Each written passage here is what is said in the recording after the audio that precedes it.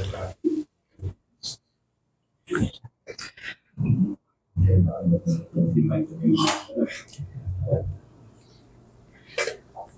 magandang gabi po sa inyong lahat. Such a very humbling experience to share the Word of God. Tonight po, we will be looking at a passage in 1 Peter chapter 2. Please open your Bibles in 1 Peter chapter 2, verses 11 and 12.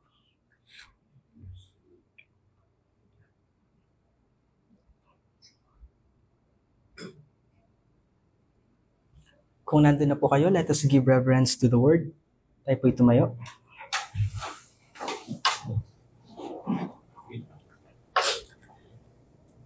The Holy Scripture says, "Beloved, I urge you, as sojourners and exiles, to abstain from the passions of the flesh which wage war against your soul. Keep your conduct among the Gentiles honorable, so that when they speak against you as evildoers, they may see your good deeds and glorify God on the day of visitation." This is the word of God. Let us pray. Dear God, our Heavenly Father, we thank you for this beautiful passage. We pray that your word and only your name will be glorified tonight. And all this we pray. Amen. Please take your seat.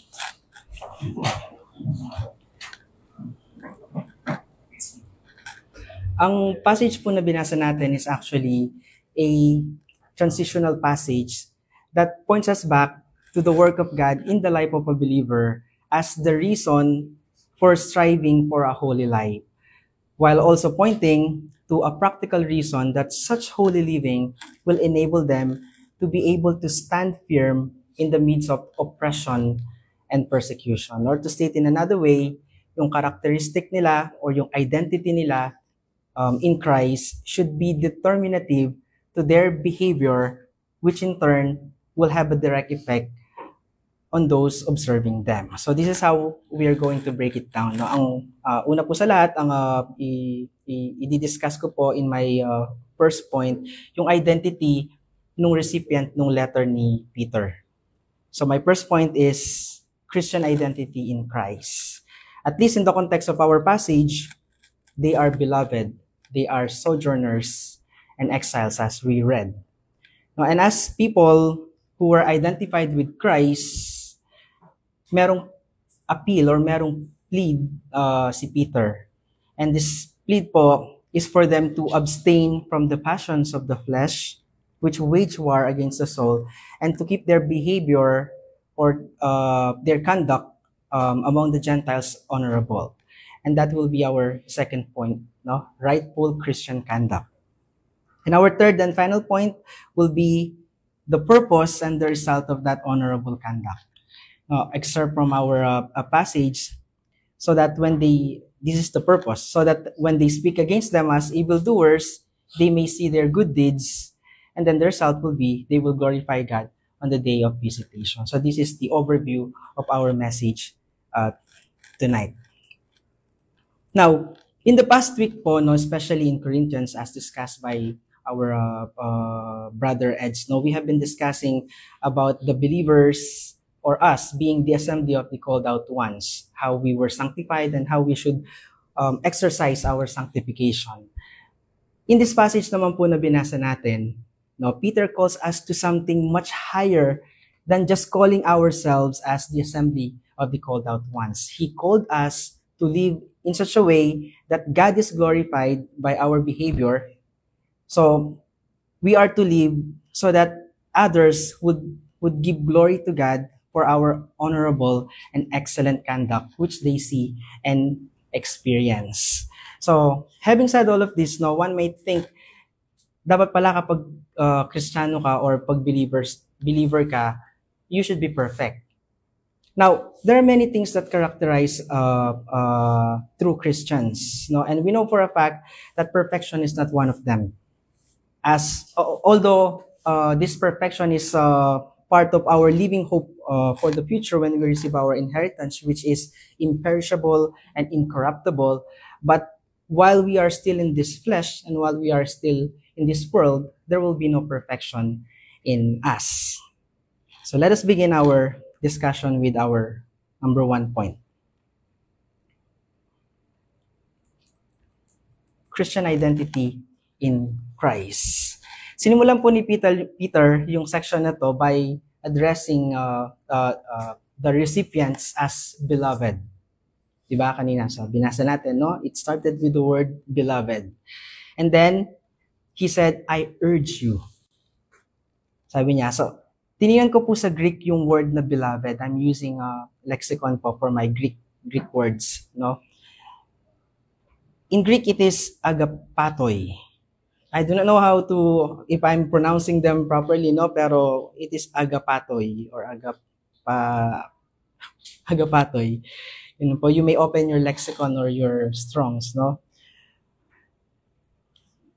Pero in other translation po, such as the NIV, no, they tend to translate this adjective agapatoy as dear friends, no? Kung check nyo yung ibang mga translation, hindi beloved, no? Dear friends, instead of the word beloved. And according to some theologians po, which I agree, in doing so, it missed the significance of why Peter is addressing them with this term, beloved, no? Of course, we understand calling someone dear friend shows a closer relationship than just calling someone a friend, no?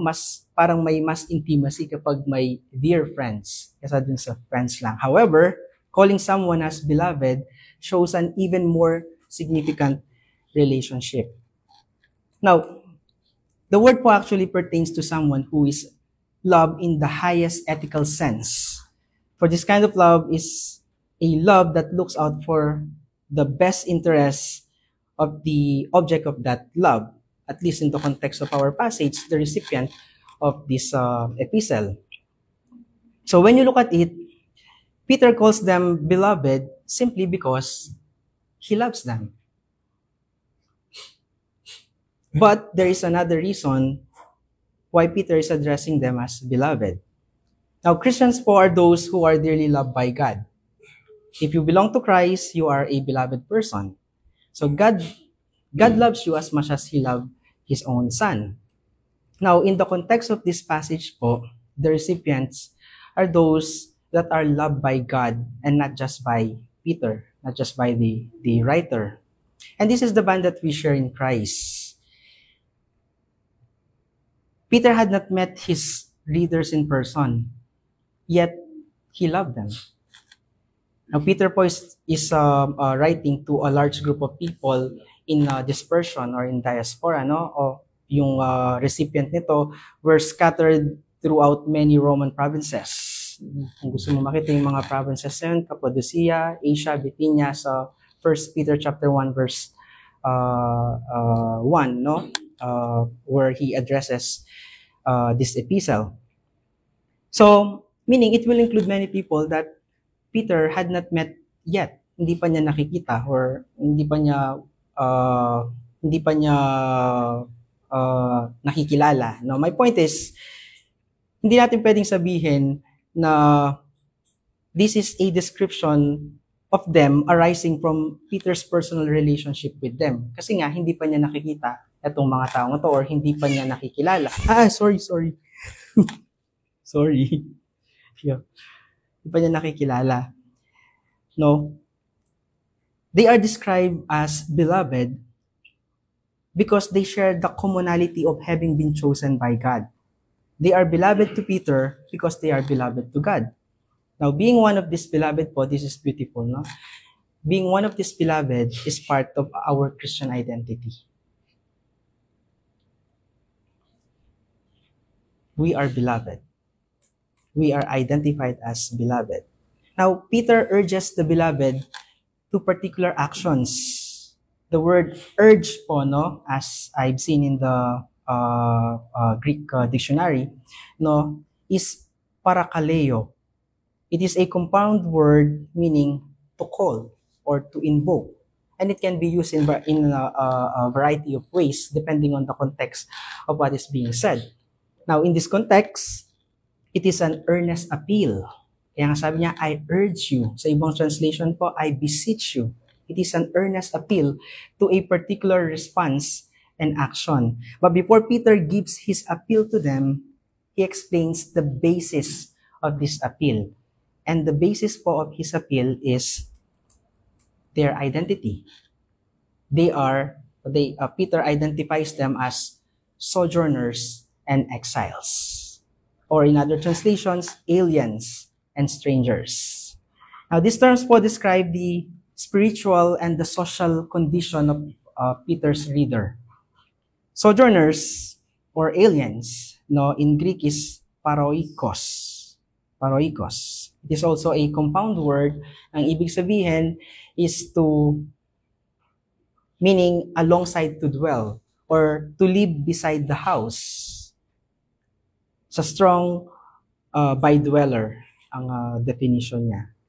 No? Ang ibig sabihin nito, it is to live in a place that is not your home. Hindi po kapitbahay, no? It is to live in a place that is not your home. It was used to refer a resident alien living among with other native people who keeps the citizenship of their native land. As OFWs, this should be easy for us to understand, no? Mga foreign workers tayo at nakatira tayo in a place which is not our place. As Filipino citizens, we are working and living with the Saudi citizens, pero meron tayong sariling citizenship, which is Filipino, at Pilipinas ang lugar natin. Now, so when you live in a foreign land for a long time, you learn the language and the culture. Bakit? So that we can live with relative ease. This is the reason kung bakit nakakapagsalita tayo kahit yung pinaka-most basic Arabic lang. No, so that we can live with the natives or with the Saudi citizens with ease. Now, the emphasis of this word po, sojourners or alien, is your citizenship. And therefore, your identity and your allegiance belong to the nation of your citizenship, which is, kung tayo Pilipino, ang citizenship natin, ang allegiance natin is nasa Pilipinas. Now, the second word po is exiles or strangers. Aliens and strangers, sojourners and exiles. Meron pang iba foreigners and pilgrims. So, exiles. Dito naman po ang Greek na ginamit is para epidamos, which is also mentioned in 1 Peter chapter 1 verse 1 nung in-address niya itong sulat na to sa kanyang mga recipients, no, to the exiles.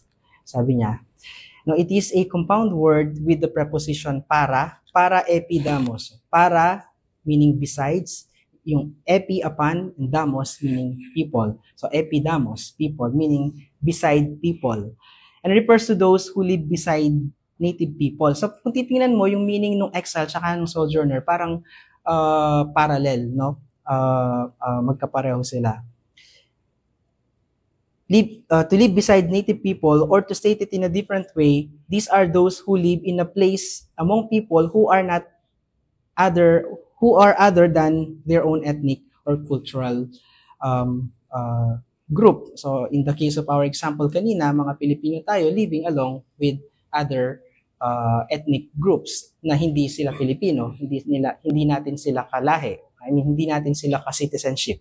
Ganon. So that's why it is translated variously as strangers or temporary resident or pilgrim, traveler, visitor.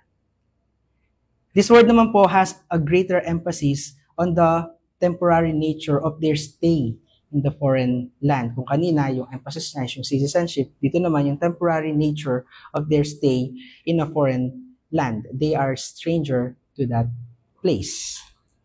Now, the combination of these two concepts is another facet in Christian identity. Peter has already pointed out that the Christian hope and inheritance is in heaven and not in this world, not in the earth. No, we can read that in the first chapter of Peter. And that our stay here on earth is temporary. And though we live among humans, or we may even be closely related to these humans, but the fact that God has caused us to be born again has given us a different identity among those whom we live. Kung titingnan natin ito in a different perspective, no, etong mga recipient ni Peter, they are really sojourners and exiles. They are really aliens and strangers kasi nga they were scattered in the diaspora, no? Nasa dispersion sila in different Roman provinces. Pero if we look at it spiritually, it can also mean us having a different identity. Kasi even if nasa Pilipinas tayo, for example, we are living with our relatives or we are living with our co-citizenship, mga Filipino din, still being chosen by God or being born again, we have a different identity. So that is our first point po, no? Our Christian identity. They are sojourners, they are exiles or aliens and strangers, foreigners and pilgrims. Let me quote the prayer of Jesus Christ in John 17. Nung sabi niya, they are in this world, but they are not of this world. So parang ganun din tayo. Kahit na nasa Pilipinas tayo, we are living with our relatives, for example. So we are in this world, we are with them, but we are not actually of this world. Sabi natin kanina, ang basis ni Peter, yung pled ni Peter is because of their identity, which is they are beloved, they are sojourners, they are exiles. So as people being identified with Christ, and as people identified as exiles or elect exiles, kasi kung babasahin mo yung, kung babasahin natin, it is written in 1 Peter chapter 1, ang address niya is to the elect exiles. Kasi hindi naman lahat ng exiles are elect. No? Hindi naman lahat ng exiles are believers. So, very particular to the elect exiles. Now, what is Peter's pled then? Ano yung appeal ni Peter? So, this will be our next point. Rightful Christian conduct. Let me excerpt from our passage. The Christian is to abstain from the passions of the flesh which wage war against the soul. Now, contrary po to the ideas of easy believism, I do not know if you heard easy believism, no? This is a term very prominent sa charismatic and other denominations. Pag sinabi natin easy believism, this is where when you get someone to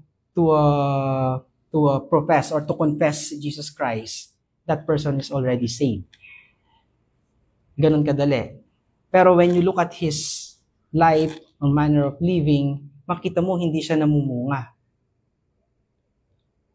He's just like an antinomia or antinomianism, no? They profess the Lord Jesus Christ and yet they live like the devil. So when they accepted the Lord Jesus Christ, parang dun na natapos.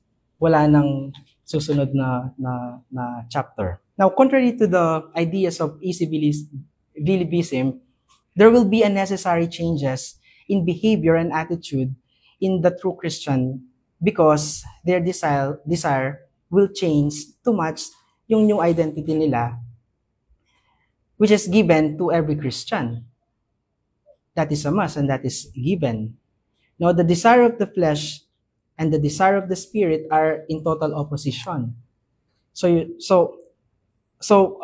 you cannot say you are walking in spirit and yet you carry the deeds of the flesh. Hindi pwedeng ganon, no? Hindi pwedeng kasi magkasalungat nga yun, the deeds of the flesh and walking by the spirit. Now, yung word na abstain dito, ito yung appeal ni Peter. This is Peter's lead. I urge you, sabi niya, to abstain. In Greek, it is apeko. It is to be distant or stay at a distance or keep away from. It means to hold yourself away from something. It is a renunciation. It is not just a mere rejection. It is but a total abandonment. In 1 Thessalonians chapter 4, verse 3, it says, "For this is the will of God, your sanctification, that you abstain from sexual immorality." Not just reject, but total abandonment. In 1 Thessalonians chapter 5, verse 22, "Abstain from every form of evil." And then again, dito, sa passage natin, ang sabi ni Peter, abstain from the passions of the flesh or fleshly lust. It is a command. It is a command in grammatical emphasis that denotes continual action or habitual activity. It is not just a one-time act. So, habitual activity siya. Now, Peter's urging here is to stay away from the passions of the flesh. Now, the Christian is in and will remain in this world until dumating ang ating Panginoong Hesukristo, or at least hanggang sa mawala na tayo dito sa mundo. Our time will end dito sa mundo until the time that we die.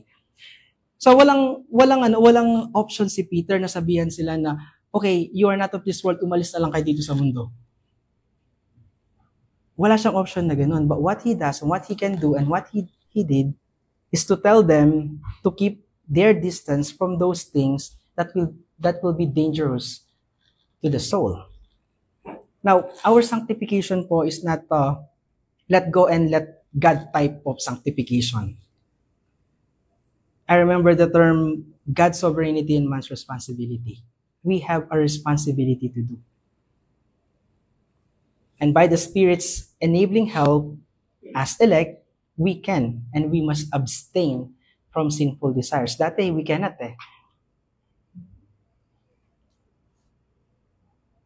Or an elect a person, yung hindi believer, mag-enjoy siya from the passions of the flesh. He cannot abstain because that is his nature.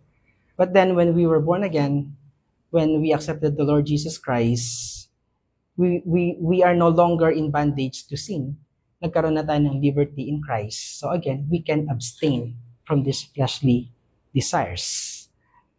Now, the word passion po is a neutral form or neutral term for strong desire. In this context po, any desire that is corrupted by the flesh. It is more than just a sensual or sexual desires. It is a passion for anything contrary to the will of God.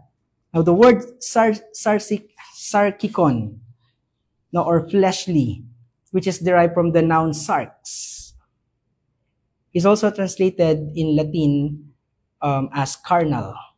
Now, certainly, it includes what pertains to the physical body, carnal. Yan, laman, ganun. Now, but it also includes much more than that.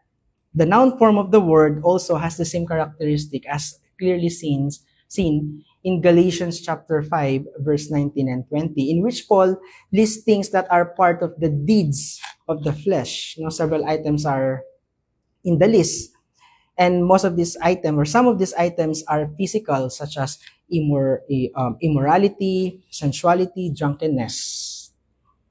However, there are many more which extend beyond physical or are not physical at all, including idolatry, sorcery, enmities, strifes, jealousy, outbursts of anger, disputes, dissensions, factions, and envying. Now, Peter is also rational or reasonable, in pointing out that fleshly lust or the passions of the flesh wage war against the soul. So not only is abstaining from fleshly lust the only logical outcome of living according to your identity in Christ, but it is also a protection from the things that seeks to damage or destroy the soul. Gaya ng description ni Pablo sa Romans chapter 7, this is a war. This is a civil war within yourself, within ourselves, that will continue as long as we are in these physical bodies, as long as we are living in this world. But this is beautiful. This war also is a war already won in Christ.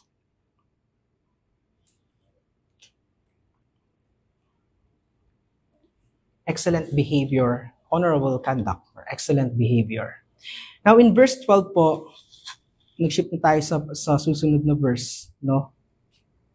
Peter transition to a practical outcome of actively living according to proper Christian identity. It would enable them to respond properly to the persecution that was already beginning to rise and would get worse. Now, Peter begins verse 12 by stating, "Keep your conduct among the Gentiles honorable."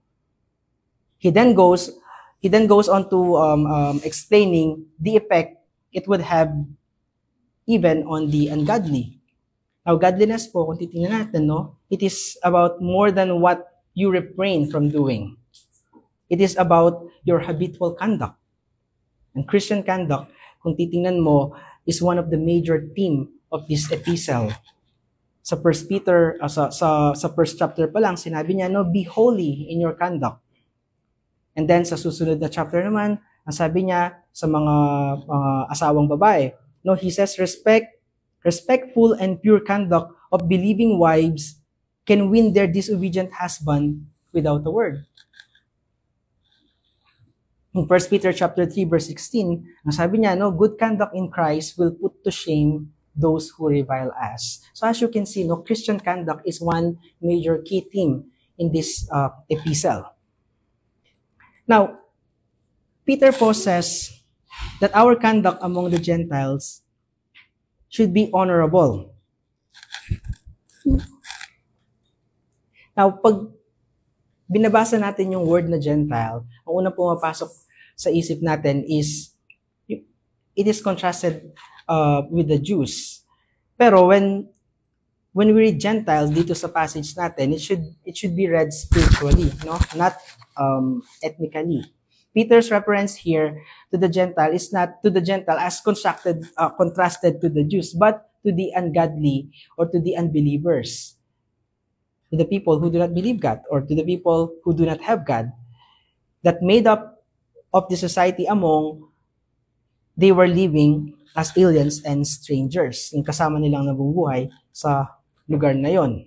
And they were to strive to make sure that their behavior among these people was excellent or honorable. Dapat praiseworthy yung kanilang character, yung kanilang attitude, yung kanilang behavior. So, the reason why their inner moral character should be easily seen in their manner of life will lead us to our third and final point. Bilis lang. No? Which is the purpose and the result of this honorable conduct. Now, si Peter po, no? Peter is direct in stating that Christians are to expect to be slandered. Sabi niya sa excerpt from our passage, so that when they speak against you as evildoers, they may see your good deeds. Now, tradition holds po that Christians were falsely accused of different crimes in the early church. No, especially nasa dispersion sila. No, ang dami nilang binabato sa mga Christians. Like for example, yung communion, yung Lord's Supper. No, they were saying this is a cannibalistic rites or ritual. Bakit? Kasi they are eating the flesh and drinking of the blood. Parang ganun. So ang sabi ng mga slanderers, no, they are cannibals. Now, kung ikaw ay sa mga taong namumuhay kasama ng mga Christian na to, and naniniwala ka that they are cannibals or they have rituals, they have cannibalistic rituals, talaga matatakot ka. Diba? But then again, this is a slander. No? They said the Christian term brotherly love or yung agape feast, may mga ganun sa mga Christians were actually wild orgies. Disgusting. Diba? They said that, imagine mo, it's a brotherly love. I love my brothers. And then, ang gossip is, it's an orgies. They said that Christians were antisocial. Bakit? Kasi they don't participate in the society's immoral entertainment. Siguro may mga strip bars, may mga sugalan or inuman. And we know, if you are a Christian, you don't participate in these types of social entertainment. Sabi na, anti-socials ang mga yan. And lastly, they said early Christians were atheists. They were actually atheists kasi they refused to worship idols. So these are just a few of the many things that na binabato nila sa mga Christian. No? These are just some of the things that bothers Peter perhaps in that time. No, kasi nga, very slanderous itong mga salitang ito, yung binabato nila sa mga early believers. Now, Christians should expect to be lied about and slandered. Yung term na speak against, in its Greek context, it's katalalusin. With a hostility and malice. And once such speech is given, it spreads like gossip. Spreads like wildfire, sabi nga nila, no? Ganun pag may chismis isang chismis, parang kayong dalawa lang nag-usap. Next thing you know, the whole community knows about yung gossip na yon. It spreads like wildfire. And we know for a fact na even sa generation natin ngayon, there are only few who fact-check yung mga negative na bagay na sinasabi against one person. Wala nang nagpa-fact-check Mas nauunang i-share kaysa mag-fact-check. Totoo ba to or hindi? Agad-agad, nire-relay na sa kabila. No, until the whole community ay alam na yung pinag-usapan. Now, it may be normal for the ungodly, but along with malice, with deceit, with hypocrisy and envy, this is contrary to the character of a Christian. Now, the warning is given so that they can be prepared in advance, so that when it happens, they may be able to respond in godliness, of excellent behavior, instead of ungodliness and anger and revenge. How they respond make a difference, as we will see in our final subpoint, which is yung result ng rightful Christian conduct.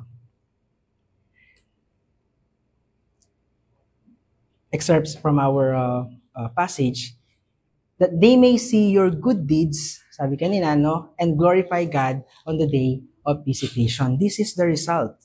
This is the result of that rightful Christian conduct. Peter points out that maintaining excellent behavior, even in the midst of being maliciously lied about, present a consistent witness that can change hearts. Pwedeng mabago yung puso No? Mabago yung puso nung mga pagans, nung mga unbelievers. They may see your good deeds and glorify your God, or glorify God on the day of visitation. Now, the day of visitation po na sinasabi dito, no, this is a reference to their ultimate meeting with God, either when they go meet Him or when God will come to meet them. Now, the idea po is that the Gentile must be persuaded to become Christians by seeing the lives of other Christians, and that they would glorify God when they meet Him instead of magtremble sila before His judgment. Now, si Pablo po, no, hindi si Peter, si Pablo po, si Paul, no, he made a similar statement in Titus chapter 2, verse 6 to 8, telling him to urge the young men to be sensible. In all things, show yourself to be an example of good deeds, with purity in doctrine, dignified, sound in speech, which is beyond reproach, so that the opponent will be put to shame, having nothing bad to say about us. Now, this is also in keeping with Jesus' teachings in Matthew chapter 5, verse 16. Ang sabi niya, no, sabi ng ating Panginoong Jesus, let your light so shine before men, that they may see your good deeds and glorify your Father which is in heaven. So this is exactly what Peter is saying here.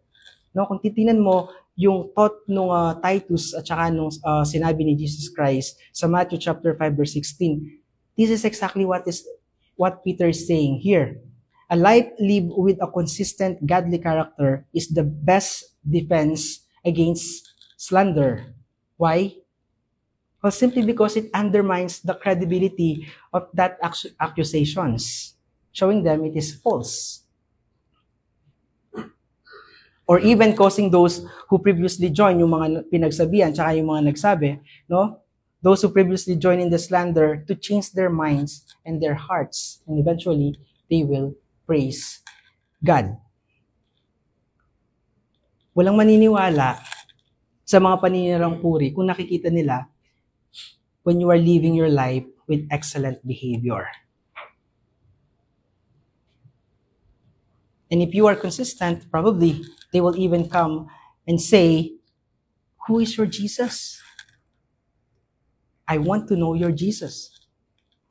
And no longer they will speak evil against you, or they will speak or call you evildoers. But because of your excellent behavior, they will be curious. And they will be persuaded to glorify your God.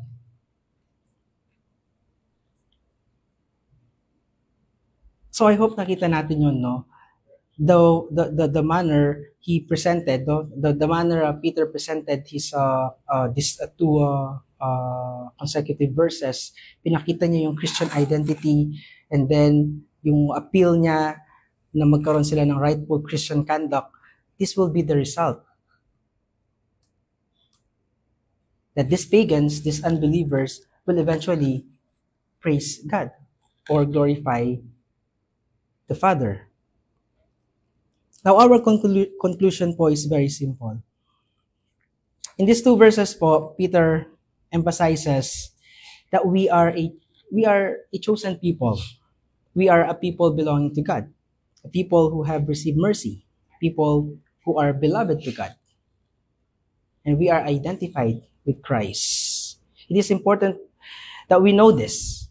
Importante na alam natin to so that we can walk in this in order to live this distinctively excellent life among those who do not know God. So what is our challenge here? Maybe it's about time na evaluate natin yung sarili natin as Christians. Do we uphold the standards of our identity in our daily Christian living? Well, probably we can ask ourselves some basic or very simple questions. Like, for example, in our manner of speaking, do we talk like everybody else? Do we talk like everybody else? Now, of course, no, may mga kaibigan tayo in our circles na unbelievers. Or, huwag na tayong lumayo, kahit sa mga families lang natin, no, we have family members that are still unbelievers.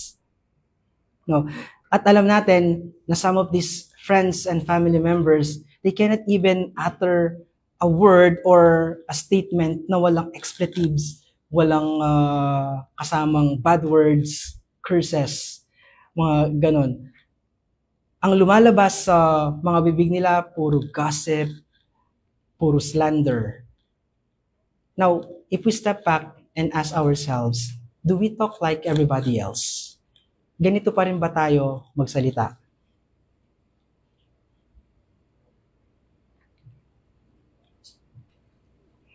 Do we have fun like everybody else? Sabi nila, no, the world will say, lahat ng bawal masarap. Why? Simply because it's their nature. Nag-i-enjoy sila sa kasalanan. But again, if we ask ourselves, do we have fun like everybody else? Ganun pa rin ba yung source of enjoyment natin as believers in Christ?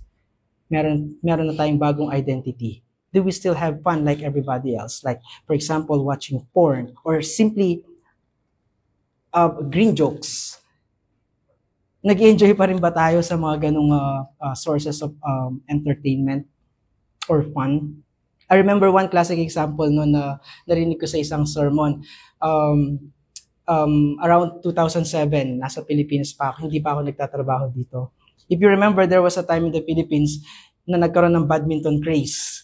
Na suddenly, yung mga covered court, yung mga gyms, nagkaroon sila ng badminton court sa loob, pinaparenta nila, di ba? That's our time in 2007. 2006, 2007, mga ganun. Naalala ko doon, paglabas ko sa office, yung mga ka-workmates ko, puro naka-rubber shoes na, naka-shorts, may dala ng mga raketa. Now, to cut the story short, no, Sa isang gym, may dalawang naglalaro, isang babae, isang lalaki. And yung isang babae, they actually do not know each other, and I do not know them also. No, so this is not a slander. It's just an example. Pero totoo itong story na to, no? As I've heard in a sermon. So itong babae, while playing, hindi mo maiiwasan na magkaroon siya ng miss shots. Hindi niya natatamaan pag pinalo niya yung shuttlecock. Hindi niya natatamaan. So pag hindi niya natatamaan, hindi niya napipigilan yung sarili niya, nakakapagsalita siya ng expletives, curses. Ay, ganon. Ganon siya maglaro. While itong kalaro naman niyang lalaki, tahimik lang, hindi nagsasalita. But when they take a break, no, smoke belcher pala. Super Yossi. So ngayon, the long and short of the story, no, nag-uusap sila. Habang nag-uusap sila, they both found out na pareho pala silang born again. Ay talaga, anong church ka? Wait, totoo bang born again ka? Parang ganun. No? So our behavior should be determinative to our identity, which is in Christ. Na true Christians can expect to be persecuted and slandered. That's true, no? Kasi ginawa din nila kay Jesus Christ yun nung nandito pa si Jesus Christ. But our behavior, even in such distress, no, amidst of this slander, this gossip, no, itong mga things na ini-enjoy ng mundo, our behavior will be witness to the unbelieving world. Now, the only question is, will it be positive, causing others to consider Christ and bring glory to His name? Or will it be negative and bring shame upon His name? And this is the Word of God. Let us pray. Dear God, our Heavenly Father, we thank you for this beautiful message. We pray that this message po will be inculcated in our minds and in our hearts at ma-practice po namin ito in our daily Christian living. It is such a great reminder para sa amin na sa pamumuhay namin, we should let the world, the unbelieving world, see the excellencies of Christ in the manner of our living. All this we pray in Jesus' name. Amen.